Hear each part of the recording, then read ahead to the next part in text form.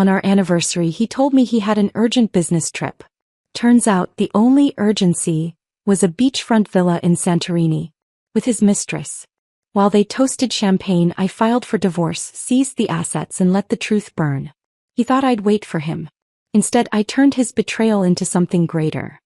In the 8th year of our marriage, the truth arrived not through a scandalous whisper or a late-night confession, but through a social media post. It was 8:12 in the morning when I saw it. The soft chiming of my phone drew me out of the haze between sleep and consciousness. I didn't even reach for it at first. Morning texts were rarely important. Daniel never texted good morning anymore, and the rest of my notifications were usually newsletters, missed calls from charities, or messages from group chats I muted long ago. But something made me check. Maybe it was instinct. Maybe it was fate being a little theatrical. It was a photo, posted just 20 minutes ago by Sophia Loren, Daniel's childhood friend, the one who never quite left the picture even after we were married. She had always floated just on the periphery of our lives. Always there at the holiday parties, always texting him memories from their youth, always somehow still in his orbit. But now she wasn't on the periphery. She was center frame. In the photo, Daniel had one arm slung around her waist. They stood on a balcony somewhere on the Amalfi Coast, the ocean behind them like a painted dream. He wasn't even trying to hide. His hand rested just above the dip of her hip, the place only lovers touch.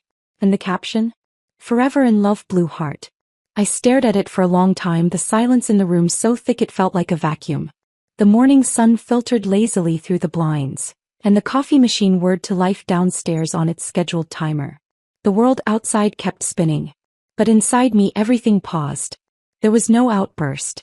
No gasp. No shattered glass.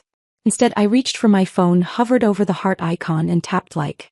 Then I opened my camera roll and scrolled, slowly, methodically, through years of forgotten memories, party dresses, and documents, until I found it. A high-resolution photo of our marriage certificate. I posted it to my story without a caption. No context. No anger. No tears. Let them figure it out. Let them wonder. It took 11 minutes for the first text to arrive. From a distant acquaintance in Monaco. Wait, is this for real? Then a string of emojis from an old college friend. Then silence. And then my phone rang. Caller ID, Daniel Kingsley. I let it buzz twice before I answered. Elena, he barked. What the hell did you just do? I held the phone slightly away from my ear, his voice so loud it cut through the air like a slap. I'm looking at the internet right now, he snapped. Everyone is blowing up my phone. Sophia's being torn apart in the comments. Do you understand what you've done? I leaned against the edge of the bed, letting the coolness of the marble floor seep into my feet. You mean what you did? I said evenly. That post wasn't meant to be seen by everyone, he hissed. But it was, I replied softly. And I simply liked it. The line went quiet. Just static breathing tension. Then, Elena, if you're trying to punish me. I cut him off. You took a woman who wasn't your wife on a romantic getaway and let her post about it with your arm wrapped around her. And now you're angry because I acknowledged it. He exhaled sharply, but I didn't give him time to speak. I'm not interested in apologies or explanations, Daniel, I said. You've been slipping for months. Now you've fallen. His voice dropped lower, cold and deliberate. Do you know what you've just started? Yes, I said. Then I hung up. Downstairs the house was still. The Kingsley estate always felt sterile in the morning, like a showroom more than a home. Everything polished. Everything curated. Everything designed to impress someone other than me.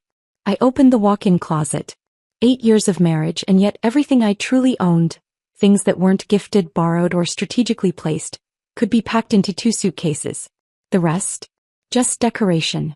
I chose my luggage carefully. Not the monogrammed ones Daniel had bought for a trip we never took. Just 2 sturdy pieces in matte black. Quiet, reliable mine. I packed slowly. I had no reason to rush. No dramatic escape to stage. No yelling, no confrontation. Just closure. I passed by the hallway where our wedding photo used to hang. It was gone. Daniel had it removed last year during the house renovation, claiming it didn't match the new aesthetic. Neither did I, apparently. The last thing I took was my phone charger. Old habits. Even in betrayal you remember the small things. As I reached the front door, my phone buzzed again.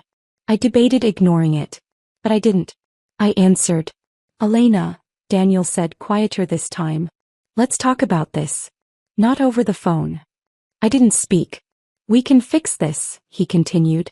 "Sophia she's just in a complicated place emotionally. She needed someone. I couldn't just abandon her." The audacity. "You already did abandon someone," I replied. "Elena, I raised my voice just slightly. "It's our wedding anniversary, Daniel." He paused. The silence between us stretched and stretched until it nearly snapped. "You didn't even remember, did you?" He exhaled long and heavy. "This isn't what it looks like." "No," I agreed. "It's worse." I left the Kingsley Villa at 10:04 a.m., dragging my suitcases behind me like the final notes of a forgotten melody. I didn't look back. The staff watched me with quiet eyes, no one daring to ask questions. I didn't need a dramatic send-off. I didn't need a declaration. I had already made mine with a single post. When I reached the gates, I paused and looked up at the stone lions carved into the entrance pillars. For 8 years I had stood behind those lions. Now I walked past them. I reached for my phone again and did what I should have done long ago. I turned off notifications, switched my account to private, and powered the phone down completely. Because for once I didn't need to see the fallout. Let the Kingsleys and the Lawrence spin their stories. I had nothing left to explain. And for the first time in a very, very long time, I didn't feel like the one who was lost. I felt free. My phone rang again before I reached the city limits. The Kingsley estate was nothing but a silhouette in my rearview mirror, just columns and cold marble shrinking in the distance. I hadn't expected silence, but I also hadn't expected the next name to flash on my screen. Mrs. Kingsley. I stared at it for a moment, thumb hovering over the screen. The woman who once placed a diamond bangle on my wrist and whispered, "Welcome to the family," was now calling me like a PR manager scrambling to contain a scandal. I pressed accept. "Elena," her voice came warmly, syrupy sweet in a way that always made me brace for judgment. "What have you done, darling?" The word darling landed heavy. A manufactured tenderness laced with condescension. "You've set the internet on fire," she sighed, as if I were a careless child knocking over a family heirloom. "That girl Sophia, she's being crucified online. And Daniel, oh, he's beside himself." "That girl?" I repeated, voice low. "You mean the one vacationing with your son while he's still legally married to me?" "She's just confused," Mrs. Kingsley said quickly. "You know, Sophia's always looked up to Daniel. He's fragile. She doesn't know better." "I see," I murmured. "And really," she continued, "you're the elder here. The mature one. You're his wife, for heaven's sake. Why slap her in the face like this? Publicly, no less." "Slap her?" I laughed, a quiet, stunned breath. "I liked her post and shared a document." "Elena, stop being petty," she said in a tone that barely masked her growing irritation. "Take down that story. Bring a few gifts and come back home. Apologize to Sophia in person. And make a statement online, something gracious. Something the media can use." "Apologize to her," I said slowly, like I was trying to translate a foreign phrase. "For being cheated on?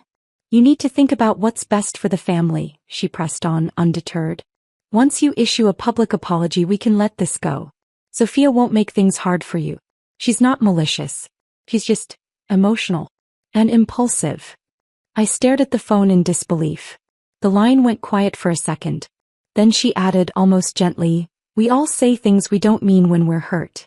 But this family, Elena, we rise above it. Always." The audacity of that word. We. Once upon a time I was the treasure. The one she fussed over during brunches. If my tea cooled, she replaced it. If I sneezed, she sent a box of monogrammed tissues. Now I was the scandal they were desperate to bury. "Mrs. Kingsley," I said evenly, "Daniel and I are finalizing our divorce. I said the truth and I don't regret it. And as for Sophia..." I paused just long enough for it to sting. "I don't know why she keeps calling me her sister. This isn't the 1800s. We don't do concubines anymore. Elena." I hung up and blocked her number. The next morning the fire had turned into a blaze. Every headline was some variation of "Kingsley heiress or homewrecker. The internet picks a side. Daniel Kingsley's wife breaks her silence." The Lauren affair. Socialite Sophia's bold move backfires? They tried to spin it. PR statements from both the Kingsley and Lauren camps called it a misunderstanding. Daniel had gone radio silent, letting their family lawyers handle it. A vague apology was issued on Sophia's social media, dripping with passive aggression. Sometimes we find love where we least expect it. I never meant to hurt anyone. The comments were brutal. My inbox was full of half-hearted apologies from friends of friends, distant connections, and social climbers who wanted to ensure they were still on Team Elena. But I didn't respond to any of them. I didn't care about their loyalty. I wasn't trying to win back sympathy. I was calculating. And I was quiet. Because when you've been erased, the loudest thing you can do is reappear, strategically. That afternoon, I sat in a parked car just outside the Moretti estate. My thumb hovered over a familiar number, the one I hadn't dialed in years. I had left this house in defiance. Not because they hurt me, but because I had fallen in love and I believed I could build something new with Daniel. What a fool I had been. The phone rang once. Then again. And then, Elena, came my father's voice. Warm. Whole. Immediate. I didn't mean to cry. I didn't even know I could cry anymore. But my voice wavered. Hi, Dad. Elena, he repeated more softly this time. If you regret anything, come home. Your mother already made your favorite. Sweet and sour ribs. I covered my mouth with my hand. Silent tears slid down my face. Not grief. Not pain. Relief. Can you help me find a lawyer? I asked. He didn't even pause. Yes. Not just any lawyer. He already knew. I'll send you someone good. Someone discreet. 3 generations deep in contracts and vengeance. I choked out a soft laugh. Come home for dinner, he added. We'll have Mrs. Farah set your room back up. I'm 29, I said. You're still our little girl. That evening I walked into the Moretti house and found them all waiting. My father stood at the far end of the long mahogany table. My mother rose from her seat instantly and crossed the room, embracing me like I was still 5 years old and coming home from ballet class. You've lost weight, she murmured. Don't worry. We'll fix that. My older brother Gabriel stood nearby, his arms folded, jaw clenched in a way I hadn't seen since we were teenagers. Proactive. Watchful. I hadn't seen this house in almost a year, and yet everything looked the same. The gold-framed portraits, the faint smell of leather-bound books and Mrs. Farah's cinnamon cookies, the shine of the marble floors that felt like home. Dinner was already served. My favorite dishes, arranged like an apology and a celebration all in one. They didn't ask me to explain. Not until dessert. Then my father leaned forward, hands clasped. Elena, he said gently, what do you want to do? Gabriel tilted his head, watching me carefully. I picked up my wine glass, swirled the dark red liquid, and looked out the window at the garden I used to play in as a child. I want a divorce, I said clearly. They nodded as if they already knew. But, I added, pausing. Before that. I turned back to them, lifting my gaze with steady calm. I planned to collect some interest. There was silence. Then a slow, approving smile spread across my father's face. That's my girl, he said. Gabriel leaned back in his chair and raised his glass. To Elena, he said. And to strategic debt recovery. We clinked glasses. And somewhere in the distance, I imagined Daniel pouring wine for Sophia, unaware that his empire was already starting to crack. He had made one fatal mistake. He'd erased me too soon. The Moretti estate had a way of absorbing storms. Its tall iron gates, stone fountains, and high walls offered not just privacy but protection, the kind I hadn't realized I needed until I stood behind them again. Within days of my return, the place no longer felt like a retreat. Felt like headquarters. We didn't speak of Daniel often. Not over dinner. Not during the morning paper and coffee. But beneath the quiet dignity of our family home, the war had already begun. Gabriel led the charge. He knew people. Journalists. Investors. PR tacticians who didn't care for the Kingsleys or the Lawrence. Whispers started in corners of finance circles and society clubs. Whispers about Daniel's impropriety, Sophia's questionable timing, and what the Kingsley group might be hiding behind their polished facade. I said little. But I gave my brother everything he needed. Including the recordings. There were dozens. Some were old voice memos from Daniel, clipped and careless admissions about using my trust fund as temporary capital. Others were snippets I'd saved from conversations where Sophia's name came up one too many times. There was even one voicemail where Daniel, mid-drunken rant, admitted that Sophia doesn't want to be second anymore. And the photos? I had plenty. Screenshots of Sophia and Daniel in intimate moments. Her hand slipping into his at events. A birthday dinner I was told was just for business associates, where her lipstick marked his wine glass. We selected 3 key pieces. 1. The voice memo where Daniel joked about borrowing Moretti money. 2. A time-stamped photo of Sophia arriving at the Kingsley Villa the day after our anniversary. 3. A screenshot of their hotel booking in Positano, under Mr. and Mrs. Kingsley. Then I posted them all. Not with a dramatic caption. Just facts. Quiet, undeniable evidence. And I let the internet do the rest. By the next morning it was chaos. The comments split in 2. Team Elena flooded the hashtags with sympathy, screenshots, and well-articulated rage. She stayed silent for 8 years and this is how they repay her? Why does the mistress get protection and the wife gets scorned? She gave her name, her money, her time. And they called her bitter. Meanwhile, Team Sophia spun their own narrative. Childhood friends turn lovers. How romantic. Maybe Elena wasn't what he needed. He looked happier with Sophia anyway. I didn't argue. I didn't reply to a single comment. Instead, I met with our family's legal counsel and presented the full ledger of my financial support to the Kingsley Group. Every wire transfer, every document, every month I bailed them out while Daniel chased deals he barely understood. I had signed a prenup, yes. But the clause no one expected me to remember? It allowed adjustments in case of significant spousal contribution to company assets or debt repayment. And my contributions? Documented. Verified. When my lawyer sent the formal divorce notice to the Kingsleys, it came with a demand. 70% of the marital estate. Not just the villa. Not just the cars. But stocks, shares, and equity in companies I'd helped rescue with my own resources. Within hours, the Kingsley PR machine retaliated. An official statement was released from Daniel's spokesperson. While we respect Mrs. Moretti Kingsley's emotional response to recent developments, we caution against exaggerated claims and public defamation. Mr. Kingsley has always maintained full financial independence throughout the marriage. They wanted me to look desperate. Hysterical. A woman scorned and seeking revenge. They didn't understand. This wasn't revenge. This was reclamation. 3 days later, another blow landed. Not from me. From the people they thought were loyal. A photo emerged on a private society group chat. Someone, probably a waiter, probably paid well, had snapped Daniel and Sophia at a private beach in Montreux. They were barefoot, laughing, wearing matching silver rings. Sophia leaned into Daniel's side, her hand on his chest.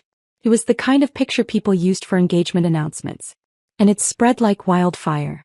What made it worse, what made it unforgettable, was that the post wasn't leaked anonymously. It was reposted on Instagram by Jade Bennett, my former best friend.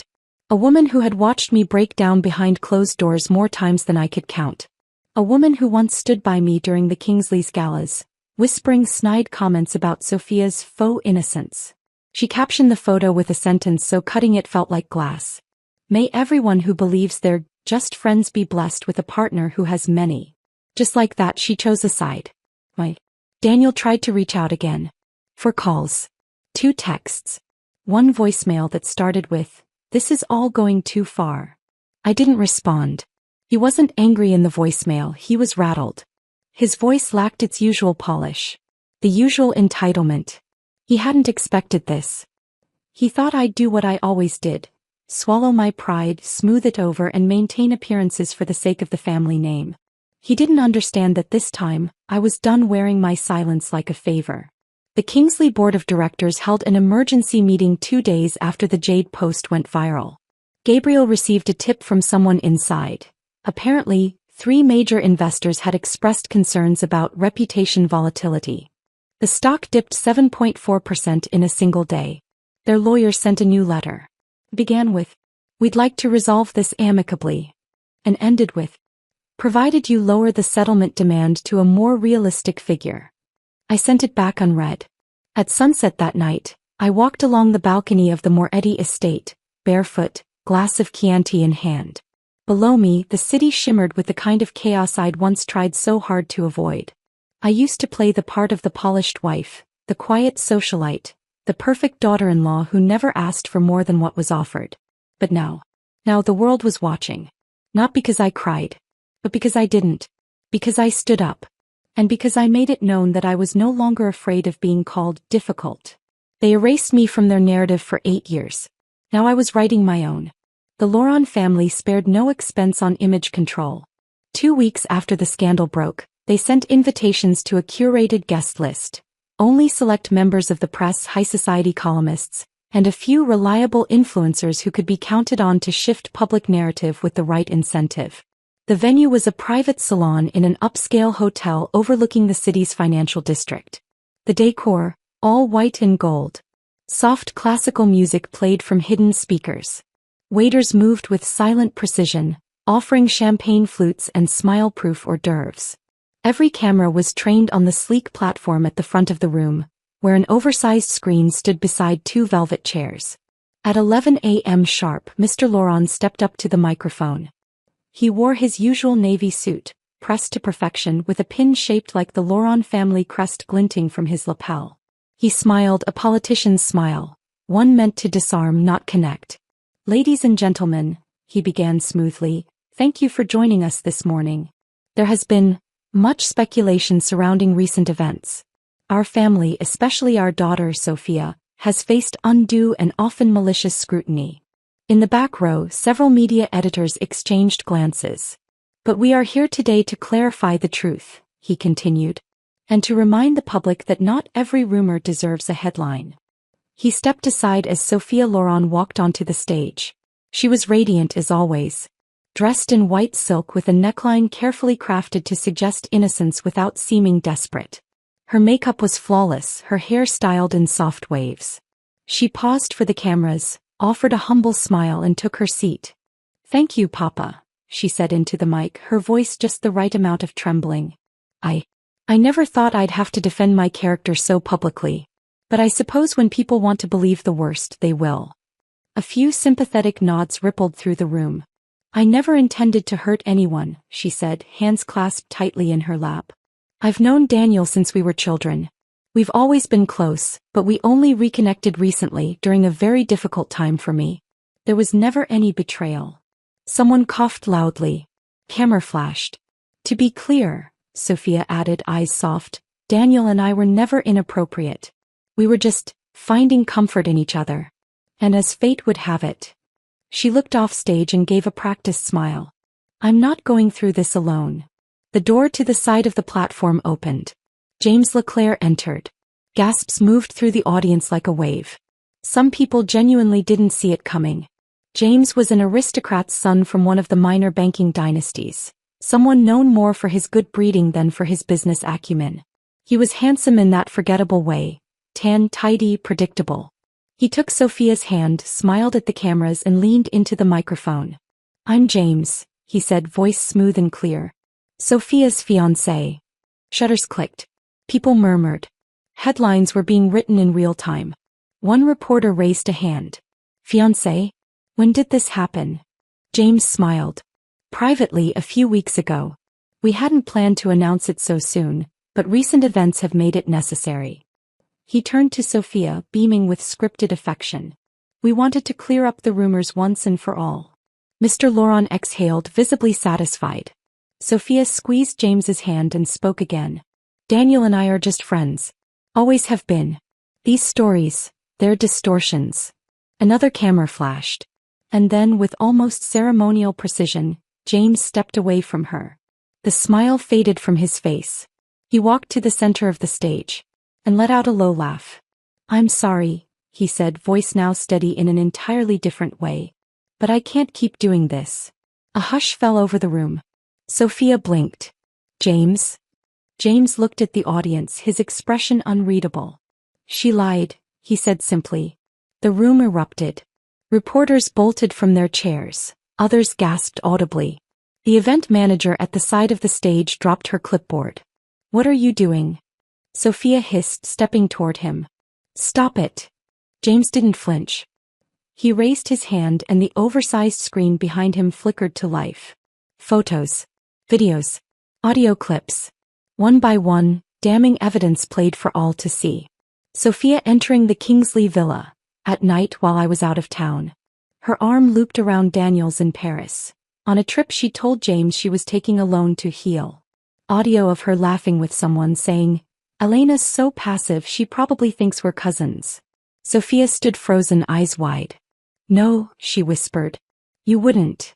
James faced the audience, calm and composed.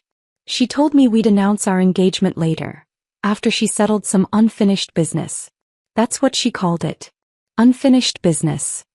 He turned to look at her.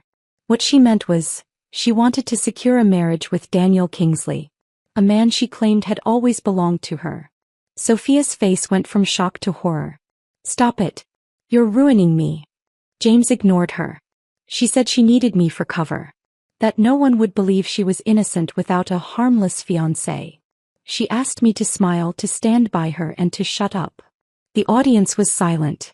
He stepped away from the podium, walked straight to the cameras and said clearly, "I refuse to marry a woman who lies. To the press. To the people around her. And most importantly," he looked back at her, "to me." Security began to stir. Mr. Laurent shot out of his seat. "Get him off the stage," he barked. But no one moved. Because just then the footage paused and the screen cut to one final slide. Anonymous source. Provided in cooperation with the Moretti legal team. And beneath it, my initials. Mr. Laurent's face turned ashen. He stared at the screen, then at his daughter, then at James, who walked calmly off stage, no longer interested in cameras or applause. It was done. Sophia stood alone now, blinking into the void of shattered image. No one clapped. No one comforted her. Back at the Moretti estate, I watched it all unfold on a private livestream with my father and brother beside me. Gabriel shook his head, sipping espresso. "That was brutal." Father folded his hands. "It was necessary." They looked to me. I said nothing. I just leaned back in the chair, wrapped in the silence that follows a clean strike. This wasn't vengeance for vengeance's sake. It was a warning. To Sophia. To Daniel. To everyone who thought I'd fade quietly into shame. I was never the story they could erase. There was no storm the day the court ruling came down. No thunderclouds. No divine symbolism. Just a sharp winter sun cutting through the tall glass windows of the capital city Superior Court as I sat behind a polished oak table and listened to the judge confirm, quietly, formally, and irreversibly, that Daniel Kingsley would walk away with far less than he thought. Based on documented financial contributions and prenup clause 14C, the judge said, glancing down at the final page, Mrs. Elena Moretti is awarded 70% of all jointly held estate assets. The ruling is final. The courtroom didn't erupt. It deflated. On Daniel's side, I heard a sharp exhale. His lawyer immediately leaned in to whisper damage control. A junior associate blinked as if she hadn't prepared for the word final. Daniel didn't move at first. He just sat there, jaw locked, lips slightly parted. Not shocked. Just caught. And I didn't celebrate. I didn't flinch. I just breathed, for the first time in 8 years, without guilt tightening around my ribs. The gavel came down. The marriage came undone. And the empire? That was already falling. Outside the courthouse, the air was crisp, the kind that demanded silence. But silence, unfortunately, wasn't something the press respected.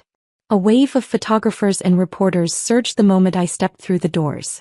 Microphones were thrust forward, lights flashing like firecrackers. "Elena, what are your thoughts after the ruling? Do you feel vindicated? Did you plan this revenge all along? Any comment on Daniel's claims?" I kept walking.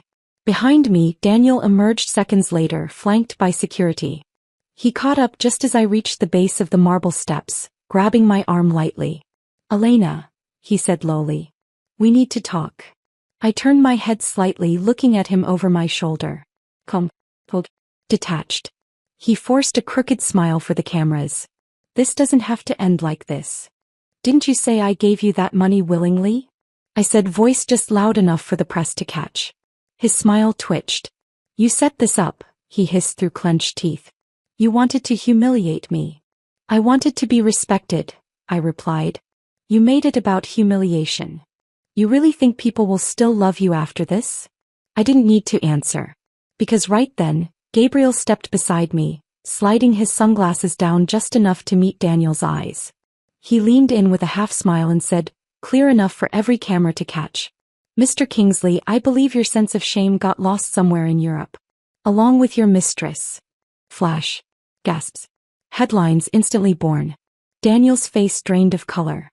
His mouth opened, closed, then opened again, before his lawyer physically pulled him back, muttering, not here, not now. But it was too late. The public had already heard. By that evening, the internet had done its job. Elena Moretti wins 70% of Kingsley estate. Gabriel Moretti delivers knockout line outside court.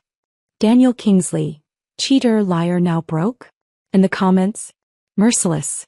This man cheated, lied, and built his fortune with her money. And now he's shocked she took it back. He really thought being tall and confident would keep her forever, huh? Imagine standing in Armani, funded by your ex-wife, calling her vindictive. Kingsley Group? More like Kingsley's allowance. For a man who thrived on perception, Daniel Kingsley had become a punchline. And I hadn't said a single word. But he wasn't done. Because men like Daniel don't know how to disappear quietly. They confuse silence for invitation. So he started calling. From unknown numbers. Then blocked numbers. Then numbers traced back to PR assistants and former interns I hadn't spoken to in years. Elena, let's be civil. Can we talk? Just once. You've made your point. Come home. I blocked each one. Then the gifts started arriving. A rare bottle of wine we once shared in Tuscany. A first edition book I once told him I loved. A diamond bracelet I never wanted. I didn't even open the packages. Lorenzo returned them all. Until Daniel showed up. It was dusk when Lorenzo knocked on my study door. Signorina, he said, eyes slightly narrowed. He's outside the gate. I didn't need to ask who. Let him wait, I said, barely glancing up from the documents I was reviewing. The next day he was there again. And the next. Sunglasses. Engine running. Just watching. Like I was some old habit he couldn't break. On the fifth day I asked Lorenzo if he had said anything. He offered the guards 5,000 euros to let him in. I smiled faintly. Did they take it? Lorenzo shook his head. They recorded it. Shall I have him removed? No, I said, rising from my desk. Put up the sign. By that afternoon, the front gates of the Moretti estate bore a new plaque. Simple. Elegant. In gold lettering against a black marble base. No Daniel. No dogs. No fury. No drama. Just policy. A few hours later, someone driving past took a photo. It hit the internet before sunset. And by morning, it had gone viral. The quietest mic drop in Italian real estate. She took 70% and still won't let him park. Elena Moretti, patron saint of boundaries. Even meme pages ran with it. Side by side. Top panel. Daniel sitting in his car with sad music. Bottom panel. The sign. Caption. When the gate has better boundaries than your ego. I said nothing. The plaque stayed up. And Daniel never returned. Peace, when it finally came, didn't roar like the victories. It whispered. It waited patiently on the edge of everything loud, until the world grew quiet enough for me to hear it. I stopped checking articles. I stopped responding to half-hearted messages from friends who had once picked sides. I stopped explaining anything. I spent mornings walking the garden barefoot. Afternoons in the music room, letting my fingers dance across the grand piano. Evenings reading, no longer to escape but to enjoy. I slept 8 hours without nightmares. I drank coffee without reading headlines. And I laughed, genuinely, for the first time in a very long time. Not because Daniel was ruined. Not because I had won. But because I had survived. And he hadn't broken me. There's a saying in Milanese high society.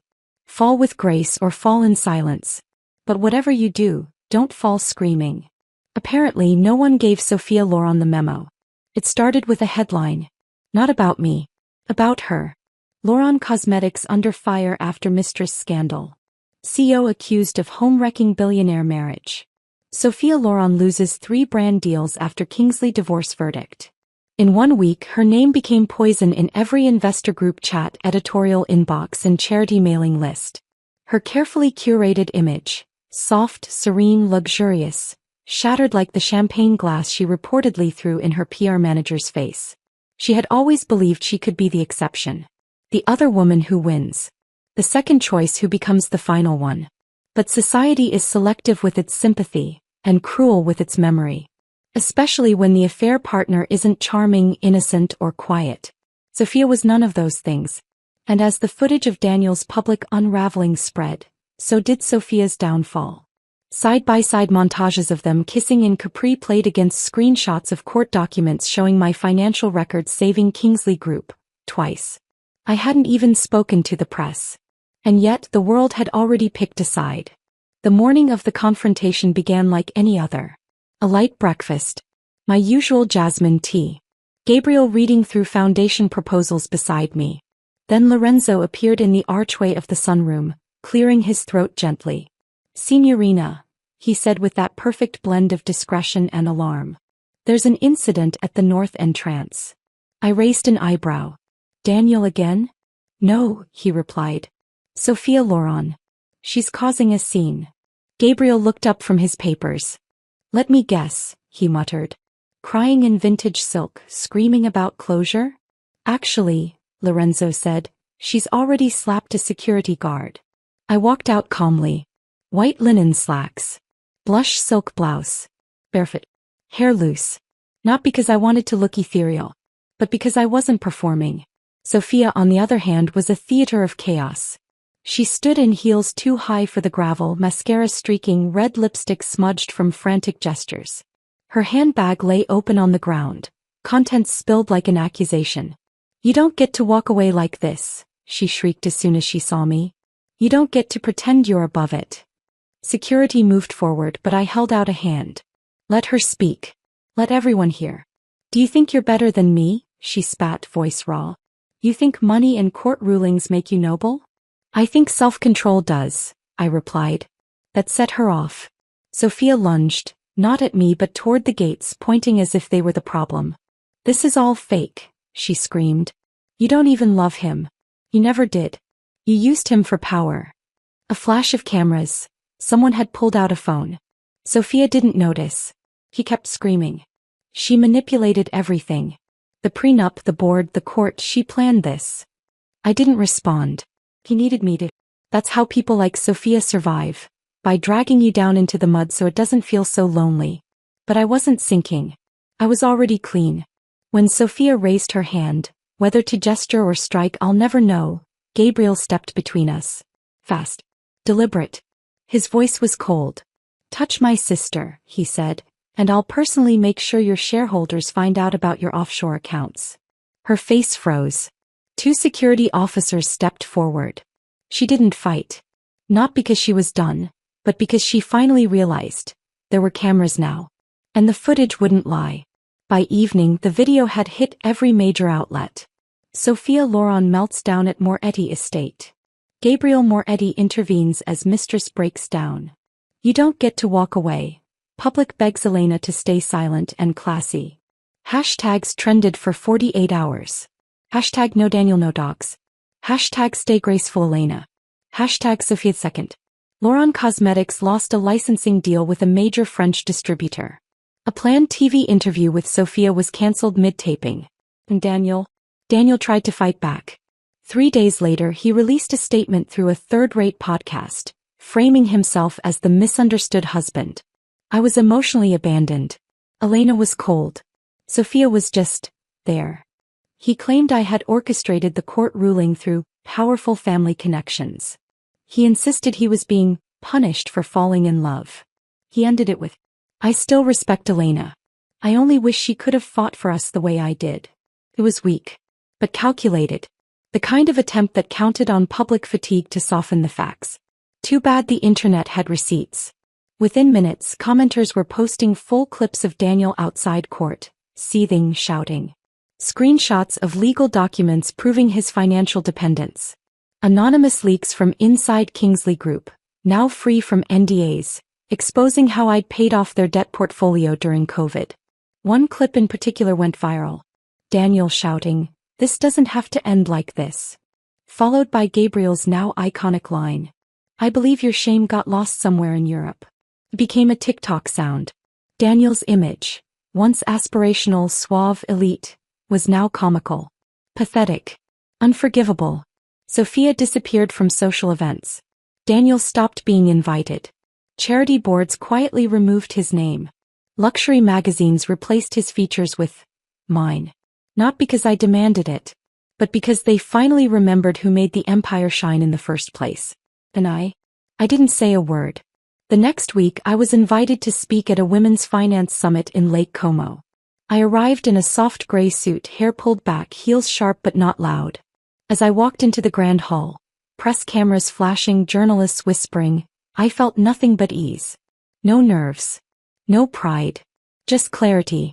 Not every woman who's betrayed gets to write her own ending. But I had. And I was far from done. It didn't happen all at once. The collapse was quiet, at first. A few missed payments. A delayed acquisition. Whispers of instability. But when empires fall, they don't whisper for long. The Kingsley name, once spoken with reverence across boardrooms and ballrooms, began appearing in very different headlines. Former golden boy of finance faces liquidity crisis. Vultures circle Kingsley Group as rivals begin hostile tactics. Insiders leak, there's no more money. I didn't watch the news. But people still sent me the articles. The first time Daniel tried to contact me, I didn't respond. The second time he showed up at the Moretti Foundation's charity dinner. Uninvited, unannounced, and visibly fraying. He waited until the cameras were gone and the guests were thinning. Then he cornered me by the terrace. "Elena," he said, voice low, desperate. "Please, we need to talk." There was no crowd to impress. No press to manipulate. Just a man who had finally run out of leverage. I looked at him. The suit didn't fit quite right anymore. He'd lost weight. His once polished shoes had dust on them. His eyes, they no longer burned with ego. Just pleading. He took a step forward. "I made mistakes. But he choked. "I still love you." Love. That word used to hurt. Now it just felt flat. I tilted my head. "You loved the version of me who stayed quiet. She doesn't live here anymore. Elena, please." He reached for my wrist and Gabriel, ever near, appeared in the corner of my eye. I didn't need him this time. I took a step back, looked Daniel in the eye and said, "I forgave you the day I stopped caring." And I walked away. The following week the wolves descended. Rival families who had once feared Daniel's market pull, smelled blood. They launched hostile bids for Kingsley subsidiaries. One by one the empire began to unravel. Old allies turned opportunists. Contracts were breached. Bankers pulled out of pending loans. Shareholders revolted. And still Daniel tried to save it. He went to Sophia Loren, the only remaining ally with deep enough pockets to stall the fall. She refused. Not publicly. Worse. She laughed. An insider report said she told him, "You ruined me. You think I'll burn what's left of my fortune trying to fix you?" He slammed his hand against her glass desk, shouted something about loyalty. She called security. 3 days later, Kingsley Group filed for voluntary bankruptcy. The once untouchable Daniel Kingsley stood before the press, gray-faced, alone, issuing a statement riddled with denial and blame. I didn't read the whole thing. But I caught one line. "This is not the end. Kingsley's rebuild." It was almost sad. Except it wasn't. 2 weeks after the collapse, I stepped into the Moretti Industries boardroom for the first time in over a year. They had always kept a seat open. Not out of pity, out of fear. They knew I'd return. And when I did, it would not be quietly. The vote was unanimous. Even the older directors who once hesitated whispered their agreement now. There was no more Daniel to antagonize. No more scandal to protect. There was only Elena. And I didn't just reclaim my seat. I rewrote the agenda. I wasn't the woman who walked out last year, broken and betrayed, eyes blurred with grief. I was fire distilled into steel. Sharper. Quieter. Unforgiving in principle. Composed in power. One evening, I received a message from a junior staffer in the communications wing. It was a link. A university had posted a case study of collapse, Kingsley Group, on its finance program portal. The title? What happens when you undervalue the asset that built you? Daniel's name was no longer respected. It was studied. He had become a cautionary tale. Me. I wasn't looking back. That Friday, I held a private dinner with my core executive team on the balcony of the Milan Moretti estate. The sunset burned gold across the city. I raised my glass. To what's reclaimed, I said. And to what never needed to be proven. They clinked their glasses with mine. Not one of them said Daniel's name. Because it no longer mattered. The world didn't end when the Kingsleys fell. It simply turned a little quieter. And a lot freer. No headlines screamed Daniel's name anymore. His presence, once suffocating in every boardroom and gala, had faded into the same silence he once demanded from me. But I had no interest in his fall. I was too busy rising. Moretti Industries didn't just bounce back. It soared. With the dead weight of scandal gone and the clarity of purpose restored, every department shifted into something sharper. Cleaner. We reorganized our leadership team. Promoted women who had long been overlooked. Cut ties with vendors that had once whispered doubts about me during the divorce hearings. And at every turn I remained composed. Not because I was trying to prove something. Because I didn't have to anymore. It was odd, how the absence of chaos felt like luxury. The mornings weren't rushed anymore. My phone no longer rang at odd hours with excuses from Daniel or spin from Sophia's PR team. Said I read. I played piano again. Sometimes I would walk through the Moretti estate gardens at sunrise, barefoot in the dew-damp grass, listening to nothing but birdsong and the steady beat of my own restored peace. People asked if I missed being married. I would smile, gently. I missed the woman I thought I married him as. But I loved the one who left. Daniel didn't call again. The last anyone saw of him, he had moved out of Milan entirely. Rumor had it he was trying to launch a financial consultancy in Switzerland under a different name. But his reputation had bled too far. A few months after the bankruptcy, a photo of him surfaced online, seated alone at a budget cafe, unshaven, lost in thought. No one laughed. No one cheered. The photo faded as quickly as it came. Just like him. As for Sophia Loren, she tried to salvage what was left of her name. A teary apology video. A limited edition lipstick named Redemption. A quiet attempt at ghostwriting a memoir. None of it landed. Because her fall hadn't been graceful, it had been loud. And people remember volume more than pain. She had mistaken visibility for invincibility. And now she was neither. One afternoon, while clearing out old boxes from my home office, I found an unopened envelope, dated a year before the divorce. Inside was a list. A checklist I had written in my neat, hopeful handwriting. Things to work on. 1. Be more understanding. 2. Try couples therapy. 3. Surprise Daniel with something small next week. 4. Stop overthinking. 5. Be enough. I stared at it for a long while. That last line. I almost laughed. Almost. Instead, I folded the paper, walked outside, and dropped it into the fireplace. As I was always enough. He just wasn't worthy of it. Gabriel once asked me if I ever regretted not going for revenge. Just one well-placed scandal, he teased. I could have arranged it in 24 hours. I smiled. No need, I said. The truth is always loud enough. You just have to wait until everyone's ears adjust. He didn't press further. Because he knew.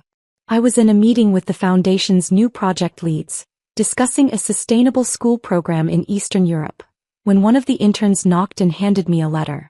I opened it between agenda points. It was from a small school in Sardinia, one we'd funded during the restructuring months ago. A child had drawn a picture. Me. With big eyes, a crown, and a golden sun behind me. Beneath it the words, Grazie Signora Elena. Perch non ti sei mai risa. Thank you, Ms. Elena. Because you never gave up. I placed the drawing beside my laptop. No press release could ever compare. On a Friday evening, as the city lights began to warm and office windows dimmed, I stood in the executive hallway of Moretti Tower. The staff had already left for dinner. My team waited downstairs at a private rooftop restaurant.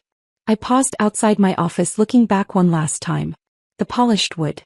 The tall windows. The chair that once felt too big now fit me like it had always been mine. I locked the door. The click echoed softly. Final. Certain. And behind me as I walked toward the elevator. Laughter. My And theirs. No fear. No noise. Just life. The end.